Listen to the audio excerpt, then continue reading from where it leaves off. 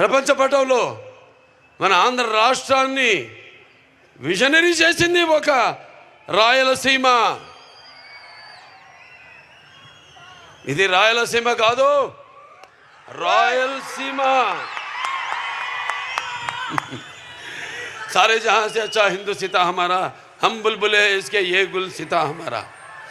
ఇవాళ సితారా ఎంటర్టైన్మెంట్స్ మా డాకు మహారాజ్ సినిమా యొక్క ఈ విజయోత్సవ సభకు విచ్చేసిన నా అభిమానులకి, రాయలసీమ నలుచెరుగుల నుంచి విచ్చేసిన ప్రేక్షక దేవుళ్లకు, అభిమానులకి, కళా పోషకులకు, కళా ప్రియులకు,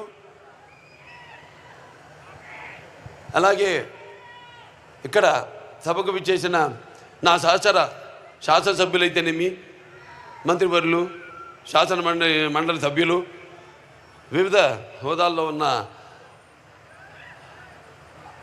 నా కుటుంబ సభ్యులందరికీ ముందుగా నా హృదయపూర్వక ఈ సినిమాని ఇంత విజయవంతం చేసినందుకు నా హృదయపూర్వక ధన్యవాదాలు తెలియజేసుకుంటున్నాను. పాత్రికేయులకు, ఎలక్ట్రానిక్ మీడియా, ప్రింట్ మీడియా వారికి అందరికీ కూడా నా కృతజ్ఞతలు తెలియజేసుకుంటున్నాను. డాకు మహారాజ్ అంటే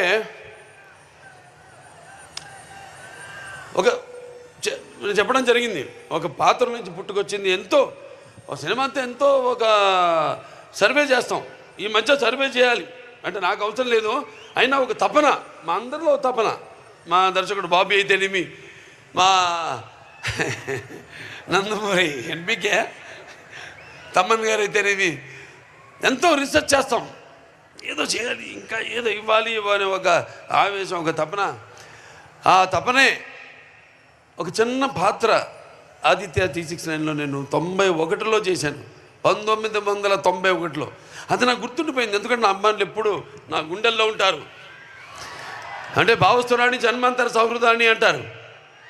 అంటే పోయిన జన్మలో కొంతమందితో ఉండే సత్సంబంధం వల్ల ఈ జన్మలో కొంతమందిని తిరిగి పొందొచ్చు. కానీ ఇన్ని వేల లక్షల కోట్ల మంది అభిమానులు పొందడం అంటే అది నా పూర్వజన్మ సుకృతంగా భావిస్తాను. సమాజం మీద నాకు బాధ్యత.